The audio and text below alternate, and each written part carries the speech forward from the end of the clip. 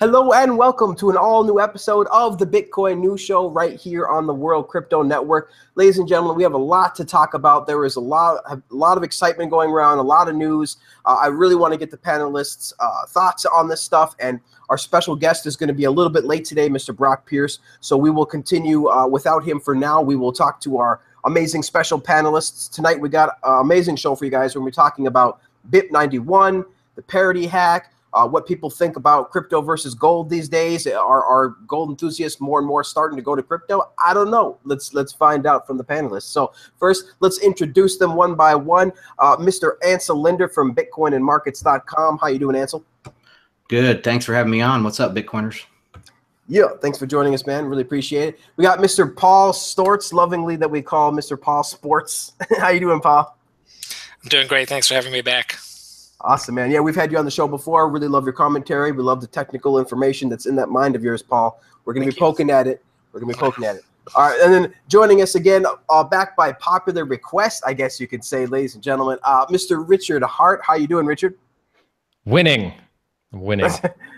I can tell from your set, Richard, that you are, in fact, winning, everybody. Hashtag Game of Crypto. I think we need to get that trending right now. Game of Crypto. All right, so without further ado, let's just get right in here to the first subject. BIP91 has locked in, ladies and gentlemen. If we could all just clap a little bit for that just for a second. I mean, holy crap. There were so many people in this world that thought that SegWit would never get activated, that thought that SegWit would never go through. But here we are, the first part of it, BIP91 being activated by the miners, which is essentially a miner-activated BIP148, right? So this is being locked in. The grace period is over. It is locked in, ready to go. We are now waiting for BIP141 to become activated on the network. That is now signaling at over 90-some%, so that should be locked in pretty soon. We're all excited for that. So let me just go with Ansel first. Ansel, how does it feel, man? I'm sure you were watching the block countdown. I know I was. I know a lot of people were just watching that countdown, block by block, tweeting it out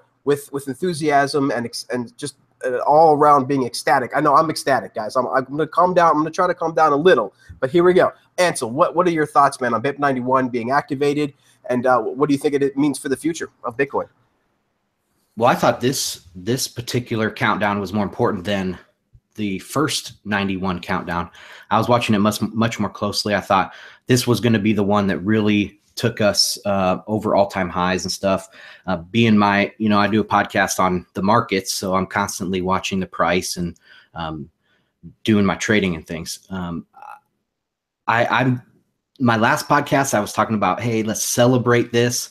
I went through all of these people's names that played a pivotal role in this SegWit getting activated, and I'm so thankful to all those people that I have my little tiny niche over here, but there's much bigger people out there that played a huge role, and I just was thanking them. So yeah, just thankful feeling right now. Yeah, I definitely listened to your latest episode, Ansel, and it's true. We really need to give a shout out to all the people who pushed the user-activated soft fork, who wore the hats, who put the names on their tags, on their Twitter names. This is all because of you, who ran all of those nodes, over 1,000 user-activated soft fork nodes. This is what really kind of put the pressure on the miners to go ahead and activate BIP91. I mean, of course, there was the SegWit 2x agreement, right? That definitely helped, but there could have been more shenanigans. There could have been more stalling. We really don't know unless we applied the pressure of BIP148. So I think that's really playing out really well in the game theory. Any comments to that, Ansel, before we move on? No, you got it. All right, man. Awesome. So thankful to everybody for that. Let's go to Mr. Richard Hart. Your thoughts on BIP91, man, and do you think this is important? I mean, do you think that this is going to lead to the next level of scaling? Is this going to now get a SegWit? Is SegWit going to get a scaling? Or what are your thoughts on this? So SegWit only gets a scaling if people actually use it. And since people aren't hand rolling their own transactions, they need wallets to support it. So as soon as enough wallets support it, I'm not even sure the breakdown between the transaction volume that occurs with the wallets exchange uses and the general population's wallets.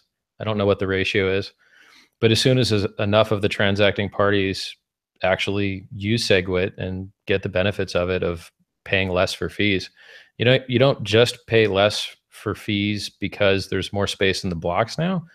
You pay less for fees because your transaction, I believe, takes up less space. And since you pay fees, Satoshis per byte, less bytes means less cost, right? Then there's a lot of other fixes in BIP91, like breaking ASIC boost, which screwed up the game economics of mining decentralization, particularly since there was a patent involved. It also fixes transaction malleability, which helps some devs need to do less work in order to know whether they've been paid or not, and users as well. There's a lot of fixes in there, and those are great. But I think the biggest fix that everyone wanted, or at least the loudest portion of the community wanted, was the size fix. And you're not going to get the size fix until people actually use the SegWit code in the wallets they're using to transact. Now, I think that it's been almost over a year, or almost a year anyway, since SegWit has been released. So I believe that the wallets, the miners, and the exchanges, and the ecosystem at large should be pretty ready, if not already ready, by the time August 1st rolls around. Certainly by the time the end of August rolls around, I think everybody will be pretty prepared. It's definitely out, I think, on everybody's minds. Richard, would you agree that there are at least the people that are not currently supporting it, or at least looking into supporting it, probably? Well, yeah. I mean, if you want the security enhancements and you want to pay less for fees and you want the ecosystem to work better because it effectively makes blocks larger, which allows more people to transact more affordably, then yes, you should definitely use it. All right. Well, that sounds like a win-win for me. Let's move on to Mr. Paul Stortz here. Paul, first I want to get just your thoughts on the activation of BIP91. Are you excited? Are you not excited? Do you think this is going to lead to scaling? And then I think I want to have Richard just ask a couple of quick questions for you after you comment. So, Paul, go ahead. What do you think? Right. So it's an important question. I'm probably less excited than I'm excited, but maybe I'm less excited than some other people, because we're not totally, what I will be waiting for is like the first 24 hours where people they spend to a SegWit output, and then they spend out of the SegWit output. And then we have a whole life cycle of SegWit transactions that work. And then I will be opening the champagne after that. I don't know. I mean, we have been doing some weird stuff. I don't want to rain on the parade. I think the parade should go full force, but because there's a lot of encouraging signs, but we are doing a bunch of weird stuff where people are sort of signaling their intent to signal that they won't ban a certain type, or that they will orphan a certain type of block that contains a certain type of transaction. It's kind of like, this is very, very derivative. So, but mostly there's huge amounts of good, there's a lot of reasons for optimism. The biggest is that everyone met in person. And by everyone, I mean, I'm talking about the New York agreement, where you have 80+% of the hash rate explicitly agreed to activate SegWit. So I think we have finally reach some kind of alignment of priorities there, and everyone is now moving forward with it. So I am optimistic, and there's no evidence to suggest that anything's going to go wrong yet. But but I think that I'm going to be waiting until we see the life cycle of SegWit transactions being used, and because the signaling has gotten weird. A lot of meta signaling. Yeah. It really has. I mean, it's kind of out of control, I think, with the signaling to signal to maybe run something. So, I think it's confusing a lot of people. But here we have it. We have the raw blocks speaking, right? The only thing that matters is what gets processed, right, in the blockchain. And so that's really exciting to hear that this is being processed. So, and of course, SegWit is now on like half a dozen other chains, right? It's on Litecoin. There's been SegWit transactions on all that, and everything's going good so far. And Charlie Lee continues to give us updates on that. So so that's really been cool. So thank you, Charlie, for that.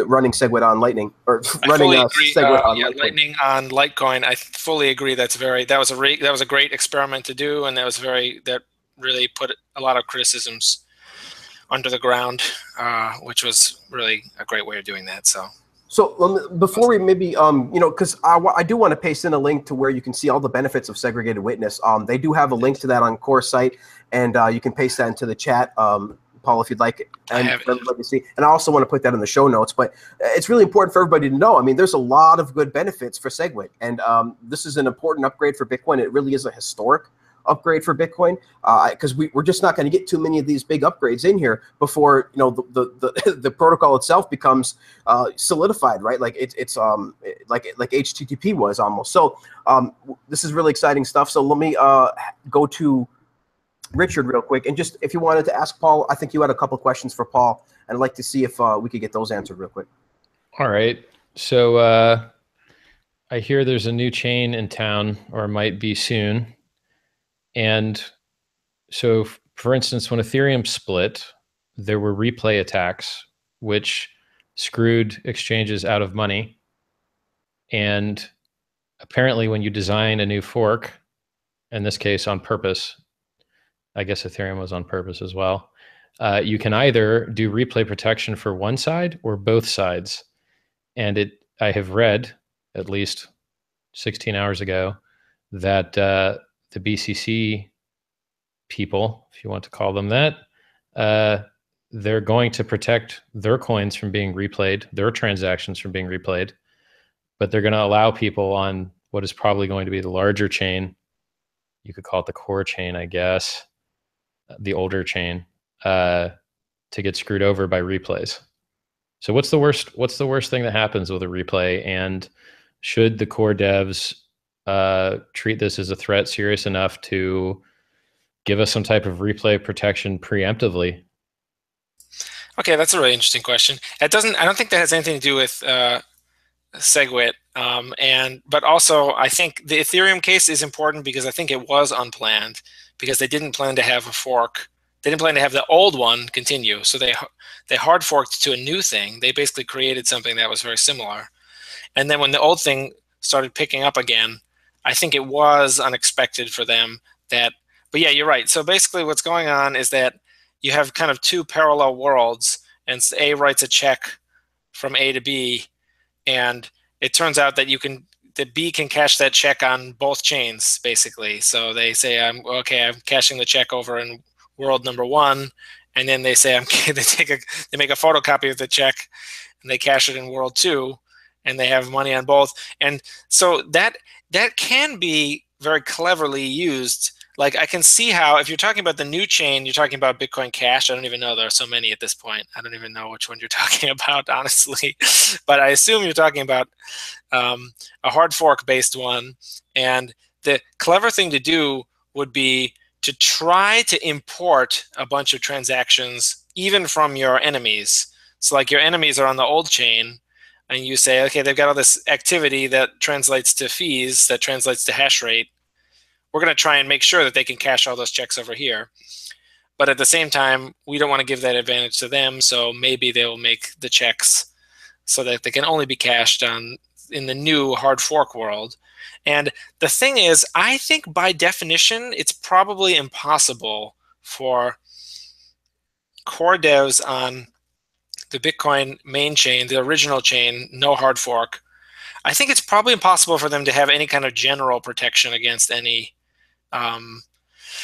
replay attacks, because they have to wait and see what the copy is going to do, or how it's going to interpret things first. And so that is a really interesting, it's a really interesting category of this kind of attack by imitation or through competition, which is like, instead of like attacking something with a hammer, you try and make like a perfect copy of it, and then just have it slowly replace, and have all the users, capture all the users, like embrace, extend, extinguish, supposedly the strategy of Microsoft. And so like that is kind of a really interesting idea, because there does seem to be a relative disinterest.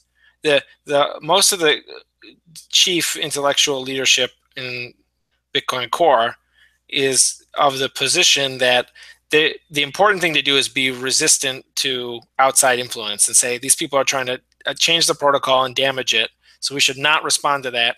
And kind of what necessarily comes along with that is a kind of like closing your eyes to competitors. So they kind of have to say, well, we see that Ethereum the price is going up, but we're going to choose to ignore that. And that's a really big subject, and we don't really have a lot of time to fully give it all the discussion it deserves. But you're right to bring up this weird way of attacking the chain, not really directly, but indirectly, by trying to vacuum up the users and kind of build some kind of competing thing, which is a really interesting just way of attacking something. It is really. They're still trying to steal the name and everything. But sorry, go ahead, Richard. The name and everything like that. Yeah. So since we tangentially brought it up, it seems like a very large use case for crypto currently is for DAO style things.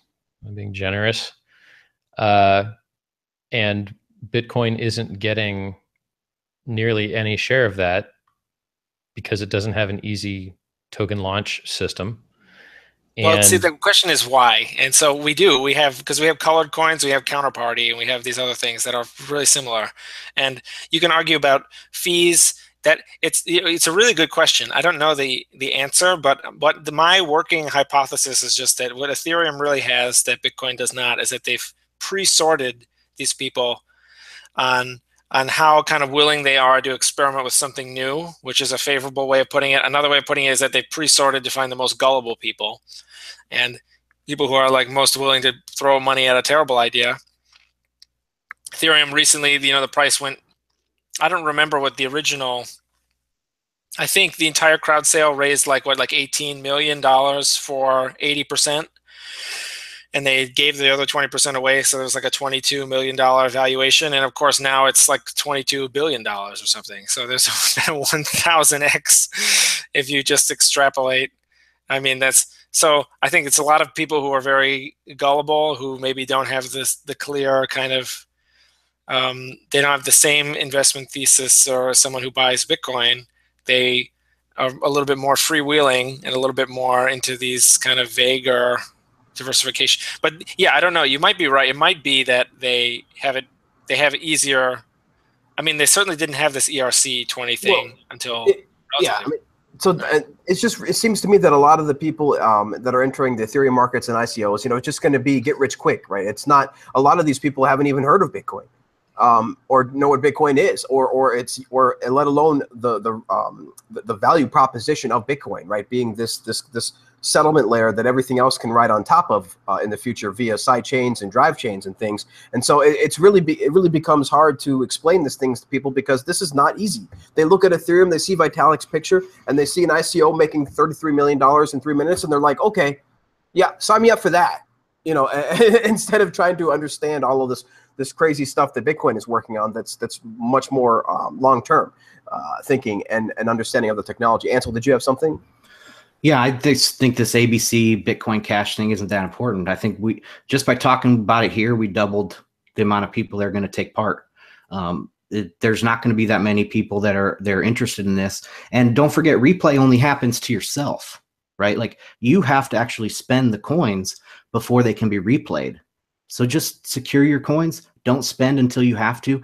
Bitcoin is for hodling anyway. So hodl your coins away and you'll be just fine. And you'll watch all the same people that will get hurt eventually in all these ICOs. They're going to get hurt in this ABC thing. And I wish them the best of luck, but most likely many of them will get hurt.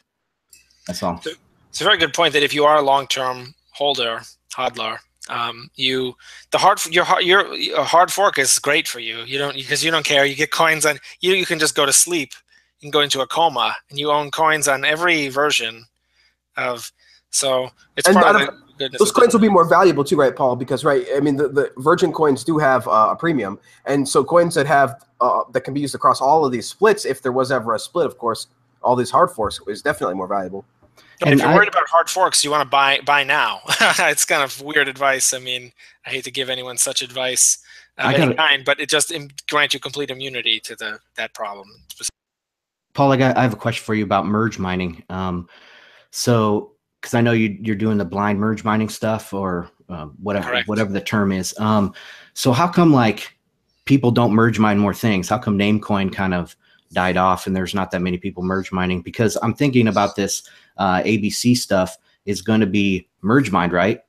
They would have to be giving up something to mine a less valuable coin. Why would miners ever even go do that in the first place? Well, I think with I've noticed in the Bitcoin world that I think some oh, we lost someone. We lost Richard. Hopefully he comes back. He'll be back. Don't worry. Go ahead. Okay, good. What I was going to say is I have noticed that we have a certain type of problem where something is too good for its own good or something. So if you wanted to just, like, remember Ethereum was originally just changing Bitcoin's scripting language to make it Turing complete. That was what it was. It was a very small thing before it became, the biggest project in the history of computing and like a huge world computer thing. So I think a lot of merge mining works really well. In fact, I remember distinctly there was a time when each Bitcoin block was worth like a few $1,000s, and each Namecoin block was worth like $5 total, like the purchasing power of the total block reward fees plus Coinbase block subsidy.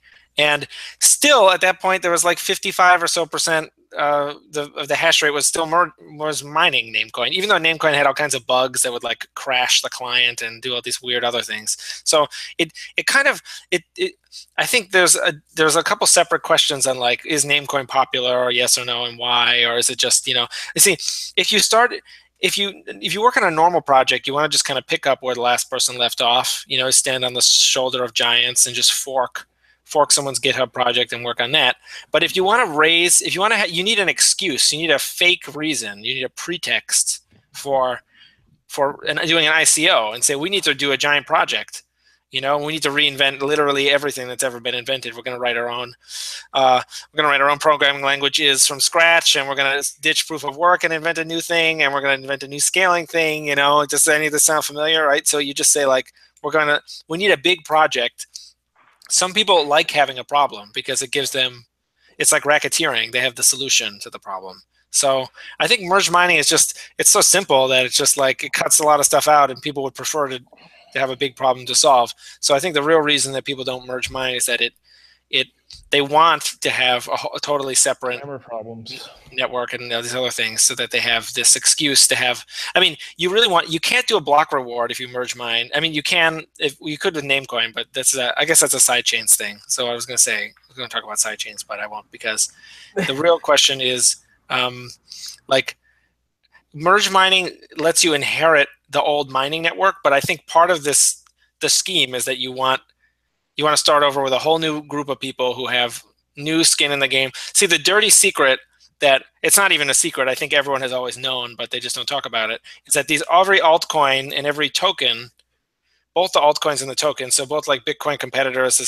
terms of like collectibles and money, we're talking like Litecoin and NXT or BitShares or something, as well as all the tokens, the ICOs, so everything that's just a stand-in for like a weird stock or something like that, both of those things kind of have a built-in MLM marketing like scheme in them. So I think merge mining dampens because you reuse the same miners, and those miners are already committed to Bitcoin. So they have their own MLM scheme called Bitcoin that they're already preoccupied with. And I think that's the explanation. So that's a good question. No block reward on the merge mine chain. There is I misspoke there. For sidechains, there's no. So you have to have users and transaction fees. So if your project is not, if it's not like interesting to people, or there's no reason to believe it will become interesting to actual users, then it's doomed. But that's the sidechain case. I got a little carried away, but it's still, I think it's very similar with the merge mining, because with merge mining, you reuse the same set of miners. So it's still going to the same people. And so I think it disables a lot of the MLM growth, for lack of a better phrase. I hate saying that, but it's just interesting because all the companies like Apple and Microsoft and Yahoo, all these companies that built over the internet, they didn't go and try to build new TCP/IP protocols. They didn't go and try to build new SMTP protocols. But that's essentially what Ethereum and all these other coins are doing. They're essentially building all these other protocols, and that's great because hey, now we can have choices and figure out what we want. But eventually, we will all consolidate over something that we can all use and talk to and communicate with because that's what you need to do when you try to go and build a global network of money. Richard, I think you had some other some follow-ups with that for that. Well, my take on why people are using these ERC20 tokens instead of counterparty tokens is because it's just easy to plug in for all the participants. So like exchanges already have it rolled in. They did it once, so now they can do it for everyone else. Wallets, it's already rolled in. They did it once, so they can do it for everyone else. And I think it's important to get that same easily integrated, everyone on the same page. You don't really have to do much work for the next thing into Bitcoin, because if you have the option of losing liquidity and user base to a project with gigantic attack surface area and hacks left and right all the time and huge claims without requisite research, that's where Ethereum is now. And a lot of people have lost a lot of millions of dollars over it. And Bitcoin doesn't have that problem, right? So if we had, my question to you would be, what would be the easiest to implement Bitcoin version of an ERC20 standard that would allow Bitcoin to protect these people's tokens more securely? Yeah, no, I think it's a really good question, but it goes, again, I don't really agree, because we have, if you don't like colored coins, or we had these other types of things, we had like, I don't exactly remember, but there were different versions. Remember, there was like Chroma wallet, and there was all this stuff that was old. But more importantly, there was Counterparty, and Counterparty had like a block explorer, and you could issue assets, and you could do all these things. And so I think your question is a very good one, and it's very natural to say, okay, look, Ethereum is meeting some market need, and can't we just copy that, and then we can meet it as well, and we can in fact favorably compete with it, because Ethereum can't even build like multi-sig without like exploding and just having catastrophic loss of funds, or the very first like legitimately smart contract, which was the DAO, just like lost everyone's money immediately, so it can't like do anything right. So, well, I think it's a really, really reasonable line of thought, but I have a completely different take on it, as I was trying to say before, which is that I don't really think it's about the tech at all. I think the tech is very often a red herring. Technology is, of course, very important, but everyone here is really a technologist, and it's trying to do more with less, and make computers do things that they couldn't do before. But I really feel that it is often a really, really distracting red herring, and just not at all what's really going on. And when we talk about these decisions that people make to speculate or invest in things, I really think it's more about the people. I mean, why didn't all this stuff could have happened with, you rightly say that people kind of got started with an Ethereum standard that ended up becoming a de facto formal standard called ERC20, but why didn't that happen with Counterparty? And I think that there were these stories, and there were these people who moved the needle. And those would be people like Vitalik, when Vitalik was, for example, an advisor to some of these earliest projects. And he like, for example, Augur, as well as a few others, where he kind of used some of his credibility to say, look, I just made you guys a bunch of money when you invested in Ether. Now Vitalik will say that you should, invest in these other projects. And I think a lot of people did that. And I think really the base of Ethereum investors has just been growing. And so I think that is the real explanation, is not a tech explanation at all. I think it's very much a social explanation. I don't think it's tech, but I don't know. I don't know how you would check. I think there's lots of dumb money in Ethereum, right? They bought in on the ICO, and they have all this money to burn. It never really had a huge crash. I mean, they went from 20 down to 5 or something like that, but they're nothing comparable in time or size to Bitcoin's crashes. So Bitcoin, many of the richest people in Bitcoin are just long-term holders. They've been in for a long time, and they just hold, because if you're not, you're going to end up selling low and buying high, and lose money in the long run if you don't just hold. So yeah, there's just lots of dumb money. There's a sucker born every minute. And a very good point. So, I think relatedly, I think you bring up a really good point, which is that the type of person who buys Bitcoin is the kind of person who thinks that we have to commit to our are implied contract for digital money, and you buy the first one will win, and that's the end of the story. But the type of person who buys Ethereum is someone who thinks that the leader can be usurped and replaced by a competitor. So the type of person who buys Ethereum thinks that the next thing could always win, and so they're more likely to translate those gains that they make in Ethereum into these newer things, and that is creating this kind of cascade, I think. But yes, I think a lot of that is what you said, is that the type of person who gets rich on Bitcoin is going to keep the Bitcoin. They're not going to put it into the next thing. But the Ethereum person's more worried about the very next, that what's coming down the road or something. I came up with I think an interesting perspective in that if you run a more secure system, which has real decentralization and is hard to reach consensus because people really use it in production, those are actually technical overheads. That's technical debt. And a bullshit scam that doesn't need to actually be secure and is very easy to upgrade because no one's really using it in production and is centralized, so it's easier to reach consensus.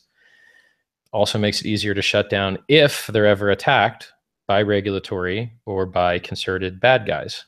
But if the scam is never actually attacked by bad guys or by enough hackers or whatever, then those shortcuts make them literally more efficient. So it's actually easier to inflate a bubble in a thing that is centralized and more risky and no one really uses for commerce.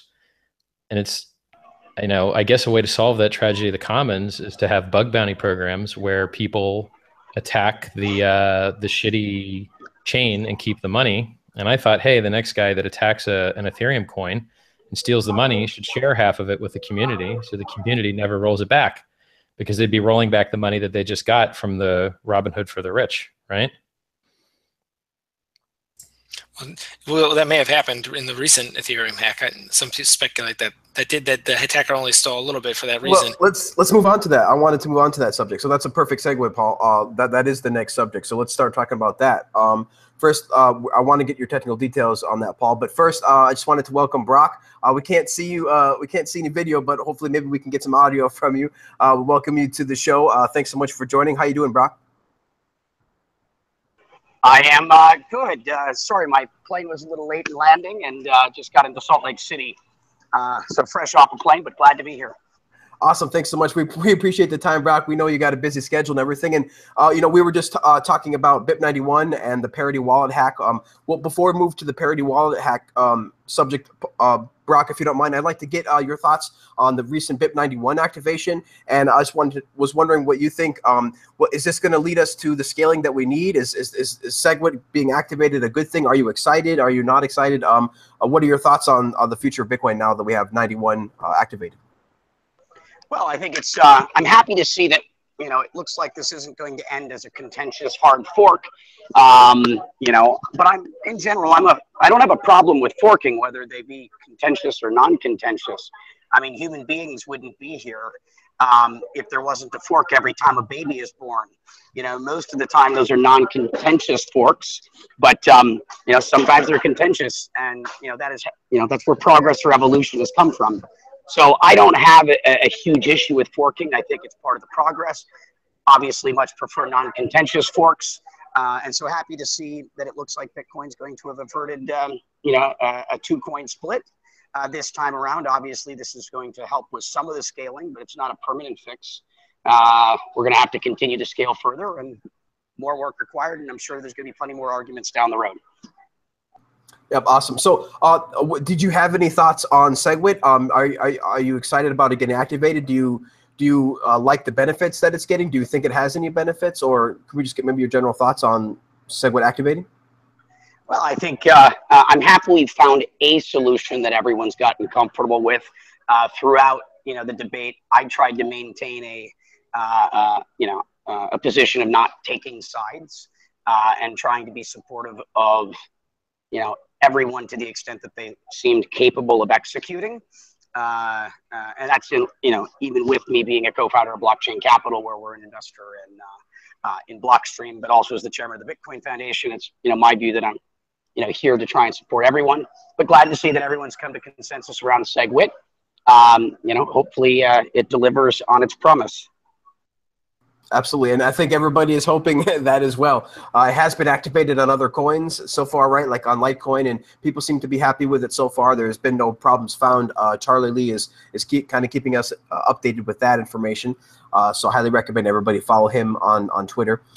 So let's move on to the next topic, the Parity Wallet Hack. I'm gonna go with you first, Brock, on that, but then I also want to get into a little bit more technicals of it with Paul. But so first, Brock, did you maybe get a chance to see this? That we had $30 million hacked from the Parity wallet, and I believe that the hacker has cashed out over 90,000 so far. I was wondering if I can get your thoughts on that and what you think.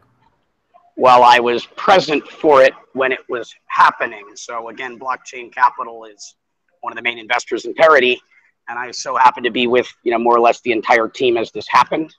While I was just in Europe, and I can say that the team, couldn't have been more focused and working diligently to try and solve this once it had happened. Clearly, not something that anyone wanted to see happen, but the Parity team, are some of the best developers in the space. But even great teams are going to make mistakes and, miss things on occasion. So, obviously, anytime something like this happens, it's,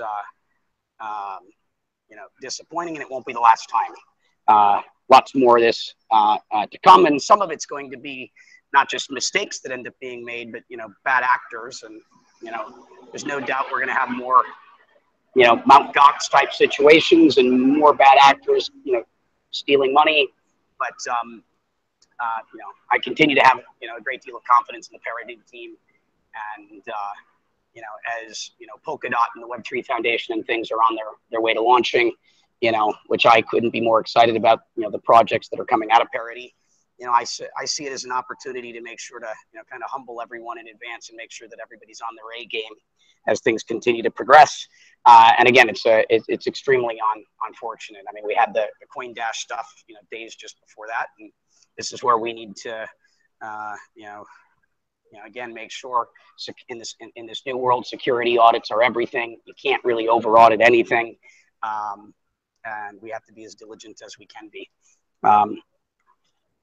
Again, another unfortunate event, and as we make sure that we have a lot of responsibility to make sure that I keep my coins across most of the exchanges, most of the wallets, and a lot of it in cold storage, and that hedging alone mitigates most of my risk. There's no single point of failure that could have any substantial impact on me. Yeah, that's I think it's a lot. All of us would agree too. I mean, it's early days. We try to tell people that this is early days. Really, this stuff isn't kind of production ready yet. I think even Vlad and a couple other developers or people that work with Ethereum, try to warn people that hey, this still isn't production ready fully yet. We have a lot of stuff to learn, a lot of stuff to scale. And there's going to be a lot more incidents, like you said, like this and like the DAO and things that's going to really just allow us to learn and to build each time, learn from what happened, learn from our mistakes, and build it to be hopefully stronger as a whole. Not just on Ethereum or Bitcoin, but just across all the crypto space. We are growing and evolving and getting better and better. We bootstrapped this $100 billion economy from nothing. And so I think we can definitely take it to the next level now that everybody's got a little bit of extra money, right, with the rising prices. We can definitely take this to the $1 trillion mark, right, and beyond. So very interesting comments. Thank you so much, Brock, for that. Let's go on to Ansel real quick and see what he says. Ansel, what did you think about the Parity hack, and what are your thoughts on it? Well, I've been a vocal critic of Ethereum, as you know, for a long time, since the beginning. And I think that maybe the Parity team, most likely they are one of the better teams in the space. They have a very important product there, but they're working with bad tools. I mean, Ethereum and Solidity and all the just everything about Ethereum is not stable. And so I'm not surprised that this happened. Like Brock said, there've been a couple of those recently. And I mean, every time it seems like it's been about a month maybe since a major hack, we'll have another hack in Ethereum. And that's just what the hackers are waiting for. They just spread it out so they don't crash the price, and they're just going to constantly go in there and raid all these kind of subpar products, not because the teams are subpar, but because the Ethereum itself. And Paul can probably tell me more about the actual problem. Yep. So I think we'll go to Richard first, and then Paul. I don't think I asked Richard yet on this subject. Nope. So okay, good. So Richard, your thoughts then on the Parity Hack and what's been revealed so far? So there's this argument from Ethereum people that Ethereum wasn't hacked. A single implementation of a wallet on Ethereum was hacked. And then that question becomes like, if someone puts a gun to your head and pulls the trigger, what's worse, the gun or the bullet, right? So when you have an overly complex, easy to lose money with, default public, similar to JavaScript, ignore 50 years of safe programming learning that could have been done in safer languages, you're basically convincing developers to feel more secure about their decisions than they should, and millions and millions and millions of dollars get lost. And then these people would learn from their mistakes if they wouldn't get bailed out by rollbacks the first time, bailed out by white hat hackers the second time, probably because I guess the attacker maybe just decided 35 million was enough or 30 million was enough, or worries about a rollback, which I say steal more and give half to the rest of the community to buy their goodwill. And these things will not be solved because terrible decisions were made in Ethereum's design regarding competing consensus algorithm implementations, right? So what's harder to do? Write a single program without bugs, or write two programs with two different teams in two different languages without bugs? Well, obviously, it's exponentially harder to do it with twice as many languages and twice as many teams. And so, the number of times that the Ethereum network goes down from an ICO launching, or a consensus failure, or it's not safe to use anything because the stupid decisions we made convinced people to write unsafe contracts, and now millions of dollars are being lost. And it's going to happen again and again and again and again. And I would just prefer to see the necessary parts that people are actually using for a standardized ERC20 thing on Bitcoin, and then you're not going to lose your coins. The only time a developer in a Bitcoin project loses a lot of coins to the Bitcoin network is when he doesn't understand change addresses, doesn't make a change address, doesn't send the coins there, and then the miner keeps it. And then half the time the miner ends up finding the guy and giving it back. So I would just much prefer all of the craziness that's occurring with these ERC20 tokens happen with rootstock or equivalent in Bitcoin, and a lot of people can lose a lot less $1 million.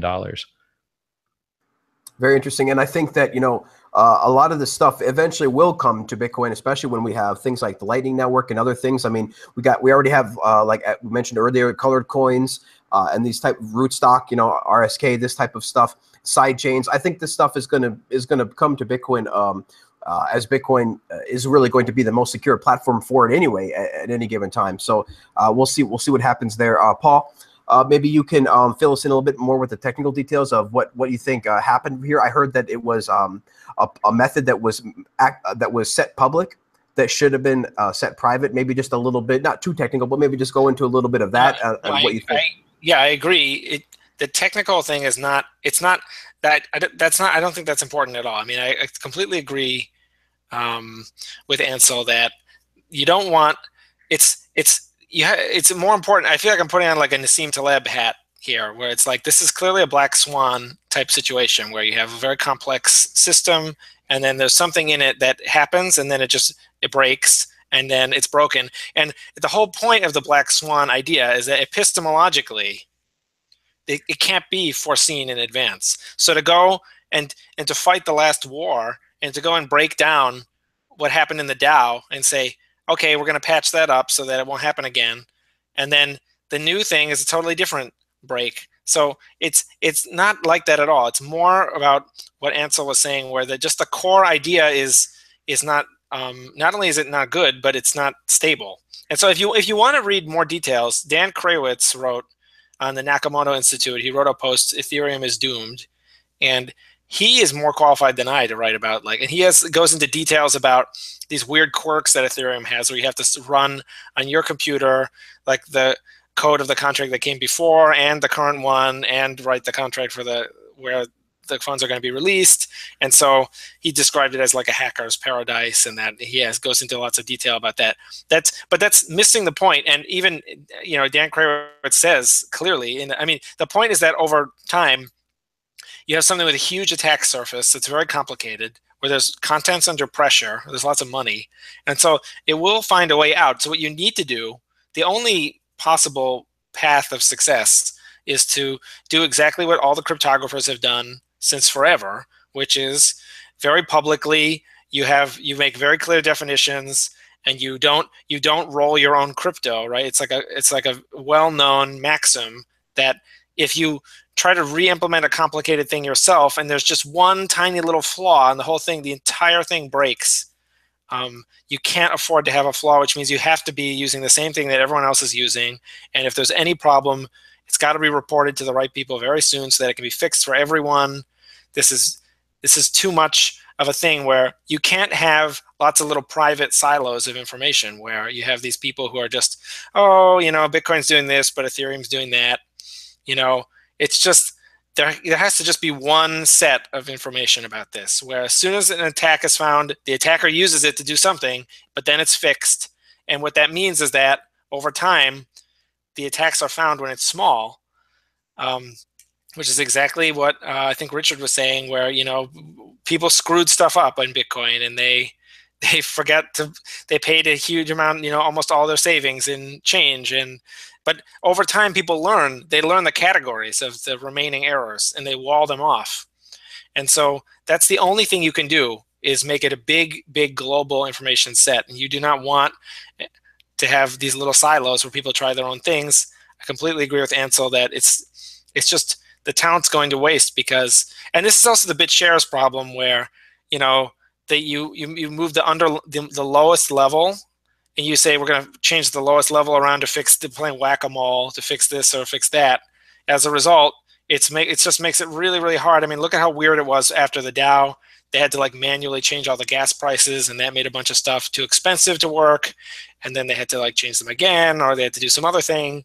It's just, I mean, it's true that in Ethereum, the errors will slowly be deleted over time. But this strategy of deleting, they just started from a very difficult position, because the design is so open-ended that it introduces a huge opportunity for lots of complexity. Whereas with Bitcoin, it's much more focused. I can explain in 10 seconds what the hack was. Go ahead, Richard. So basically, when you initialize your contract, the contract has an owner, and they made their contract, but they didn't make the initialize function private. So literally the hack occurred because the word private, private, wasn't written next to the initialization for ownership command. So someone else just called the contract and said, hey, I own this contract. And then he sent all the money to himself. So he sent the money to the same address that he used to say that he was the owner. He could have sent it to another address, but for some reason, he sent it to the same one that he used to become owner with. And it's just funny that you lose $30 million because you did not write the word private on your contract. And a smarter designed language would have it default to private. And then you don't lose your money to anyone that reads the contract. But instead, it defaults to public. And now some smarter person, better developer, took $30 million from the stupider developers. So it seems like, again, this is something that hopefully we will learn from. For all those out there programming these tokens, definitely I think we'll take this into account. So we'll see what happens. Brock, did you have anything else to add on that on this topic before we move on? Yeah, I mean, I think just a lot of this stuff is, we're at a prototype stage, and in part, that's the reason why, the opportunity has been so great for all of us. It's, it's still the wild, wild west, and, you can't be careful enough, and you can't be focused on security enough in this brave new world. Absolutely, absolutely. So without further ado, let's move on to the final topic of the day. We got over 630 live viewers, guys. The chat is having fun. We're having a good time. So please, if you can, share out the show, give us a thumbs up. It helps us reach more people into their YouTube streams. So thanks again, guys, so much, everybody, for joining us so far. Let's move on to the final subject here, people trusting crypto over gold. So there was an article that was put out on CoinDesk, and it was talking about a Wall Street dean of evaluation talking about how people might trust cryptocurrencies over gold. And so what I wanted to ask the panelists is just to see if they knew anybody personally, or if they knew somebody who knew somebody that is a gold bug or very into metals, and ask them maybe, and wonder if they are actually investing in crypto as well, or have they thought about it even. So first, Brock, maybe you can tell us, has any people that you know that are really hardcore into gold, have they ever thought, are they starting to think about crypto now as the Bitcoin price rises higher and higher? Well, for many years. I mean, the earliest adopters of cryptocurrency came from a few different sort of backgrounds, but there was, one of those being sort of gold buffs. Myself coming from the virtual currency space and secondary markets around video games, then you obviously had some libertarians and anarchists and cyberpunks, and the list goes on and on and on. But, even from the early days, you had a lot of gold bugs in here. Kind of the first major one that came into the industry and made a lot of very early contributions. One of the larger investors in the space is Trace Mayer. And throughout every year that I've been in this space, this is one of the groups of people that this has appealed to. There are people that don't have a lot of faith in sort of central banks and fiat money in its current, 47-year-old experiment. And so you've got a lot of those same people. It tends to be the ones that were into gold, but a little bit younger, so that they were into gold as well as technology. A lot of, call it the, older gold buffs that are in the much later stages of their life and may not be as, call it tech, they may not be users of, a lot of technology. Yeah, they tend to often still be gold bugs, but even some of those people change. I mean, if you take a look at something like Bitcoin, I often refer to it as gold 2.0 because it has all of the same attributes of gold, but it's better in all of them. And just the specific things that made gold the primary form of money for the last 5,000 years is that it needed to be, it had to have a certain scarcity amount, so that you didn't need a lot of it, a truckload to buy a loaf of bread. It had to be sufficiently scarce, and with that also transportable. It had to be malleable. You had to be able to take it apart again. It had to be fungible, which is why diamonds weren't a very good form of money. It had to be non-spoilable. You wouldn't want money that went bad. Bitcoin has all of these attributes, and it's better at performing all of them. The only difference being that it's intangible. And I would argue that the tangibility isn't something that we need at this point either. If anything, it again makes gold less effective, in terms of being able to transport it quickly, and over long distances. So, I mean, I think of Bitcoin as kind of being gold 2.0, and it's, one of the main arguments I make. So I think there's a very large number of investors in the sector that are here because of their long-term, fascination, interest, and in many cases investing in gold. Absolutely, and that's a great comment. Gold 2.0. We actually had Trace on the show last week, and or was it the week before last week? I'm losing track. But we had Trace on the show, and yeah, he definitely gave us the rundown on all of the different network effects that Bitcoin is experiencing, that's similar to what gold experienced, but now we can really experience it globally and in real time. So that's really cool. And I too subscribe to the fact that Bitcoin really is gold 2.0 or a digital gold. Like, you could call it gold 2.0 or digital gold. Either way, this is like the next generation of gold. So Ansel, some thoughts maybe from you. Have you heard any gold bugs that you know, or gold buffs that you know, start investing in crypto, or have they been investing in crypto all along? Yeah, me. I'm not that old. I'm in my early 30s, so I started investing in gold and silver back when I got my first job, and I just rolled that right into Bitcoin, and now I don't invest in gold and silver anymore. I think a lot of gold bugs are getting kind of, I don't know what the term is, disenfranchised a little bit by, we've had how many years of QE now, and nothing has happened to the price. And it's gone up a little bit, but we're not at all-time highs. We're nowhere near all-time highs. The manipulation, if quote unquote manipulation, continues to hammer the price, and there's no end in sight. So I think a lot of gold bugs are kind of like, hey, well, I can move over to Bitcoin. See, some of the first arguments they made was, oh, the CIA or NSA will destroy Bitcoin. They're just waiting for a bunch of value to get in there, and then they're just going to crush all the gold bugs that went over to Bitcoin. But that hasn't happened. Very robust in many people's eyes. So a lot of these gold bugs are moving over. People like Jim Rickards that, said, oh, this is going to be the year for gold, 2011. Well, it did go to 1900, but then 2014, oh, this is finally going to happen. There's going to be shortages and the price is going to moon.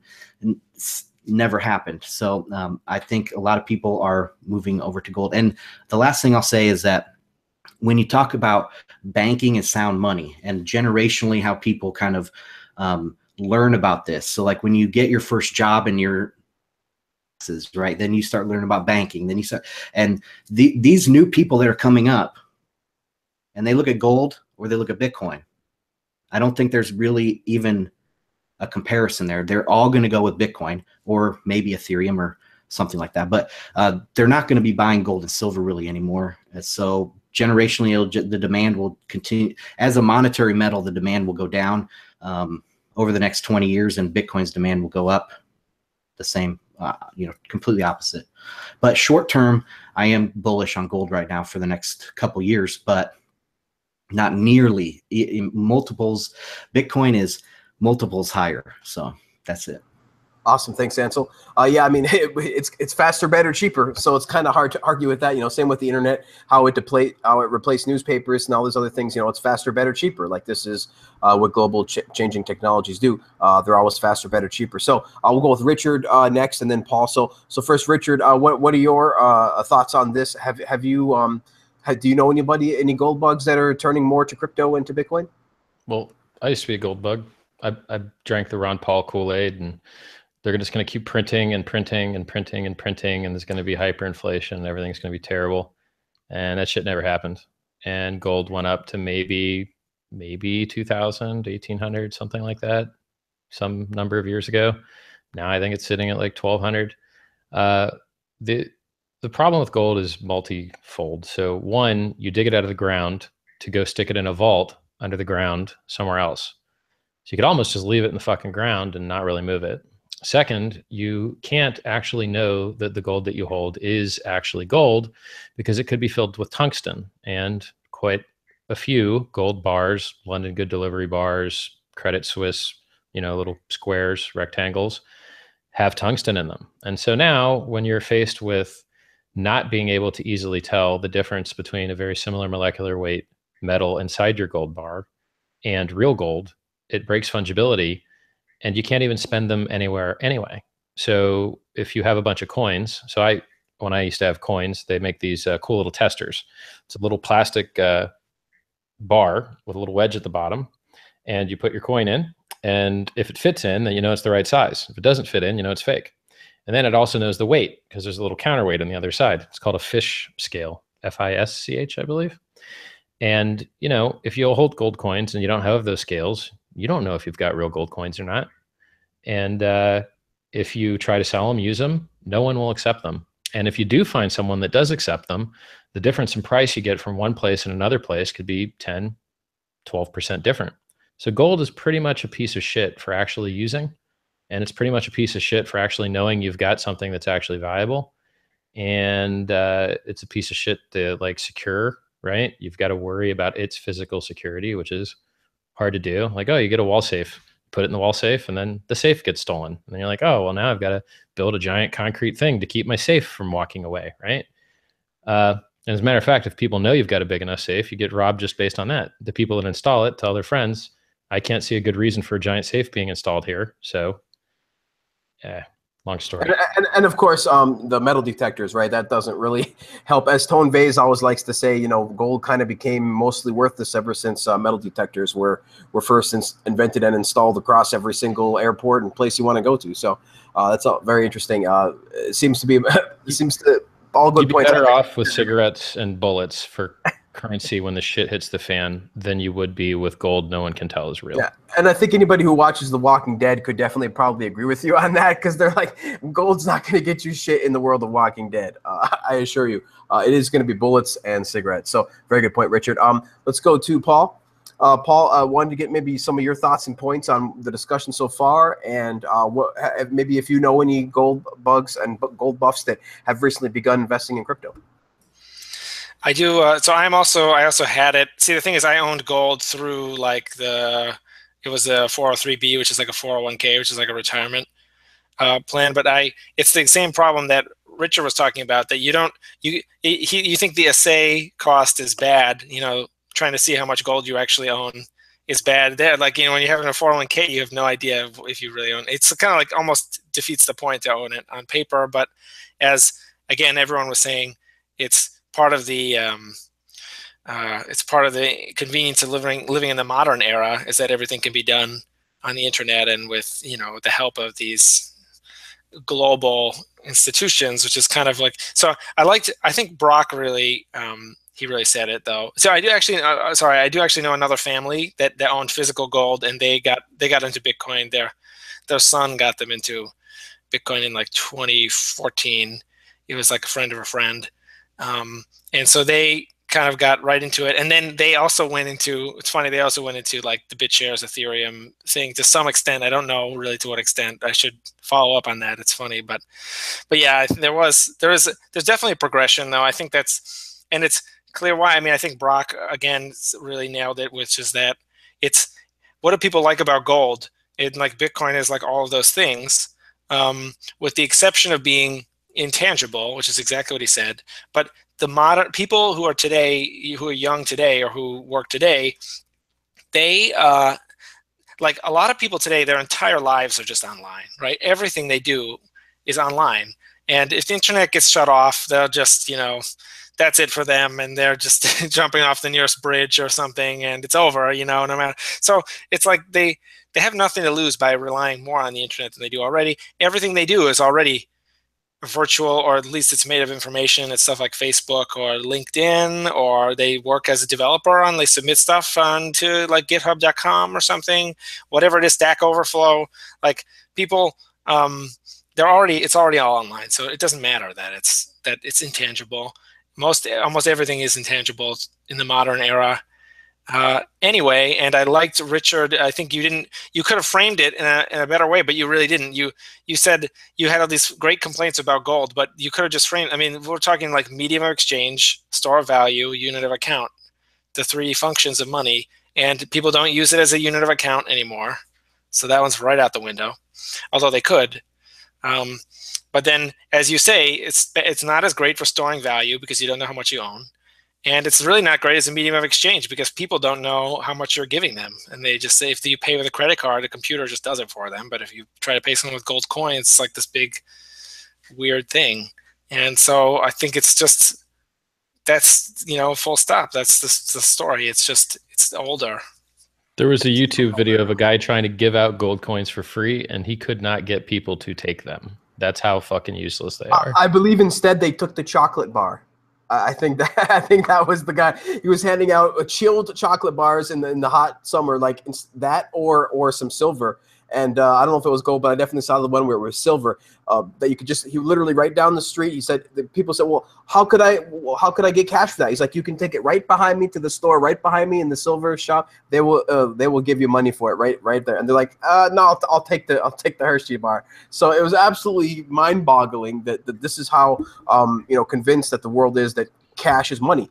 It took 400 years. It took 400 years to convince the world that cash is money, but they've definitely done it. Go ahead, Richard. We do, for national security's sake and times of crisis like hurricanes.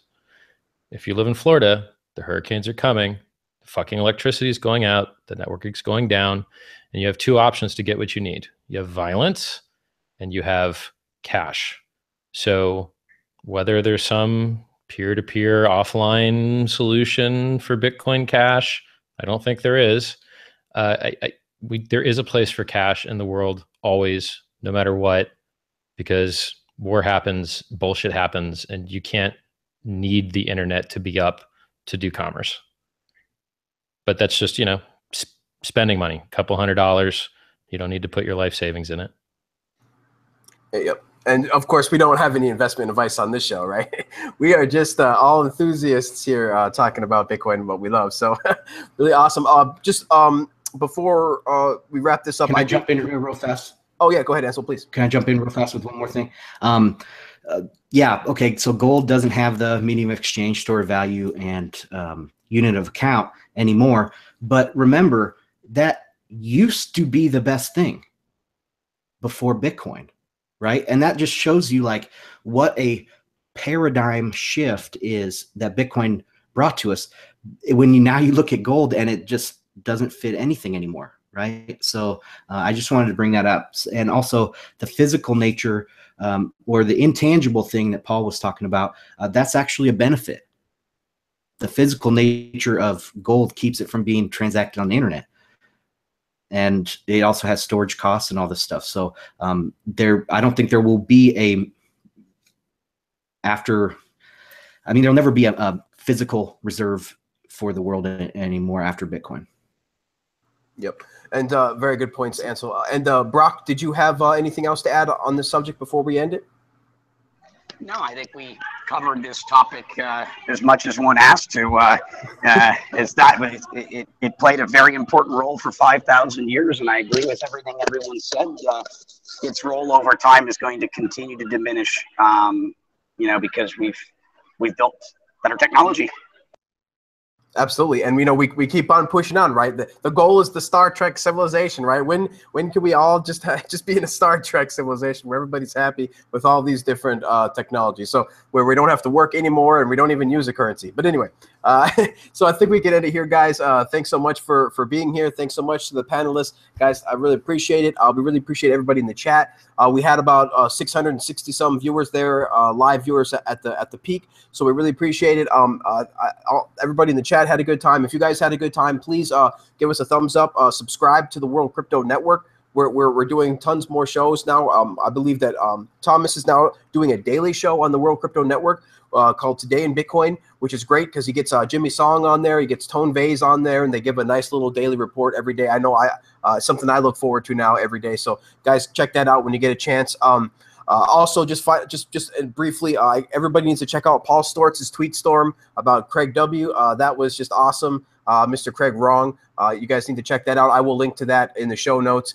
We didn't get a chance to talk about that here today, but please, guys, join us again. We'll be back in 2 weeks with Mr. Vinny Lingham. So we're going to get his thoughts, of course, on everything that's going on and, of course, Civic and all that good stuff. So really had a great time. Until next time, guys, just please keep on talking Bitcoin, and we'll see you later.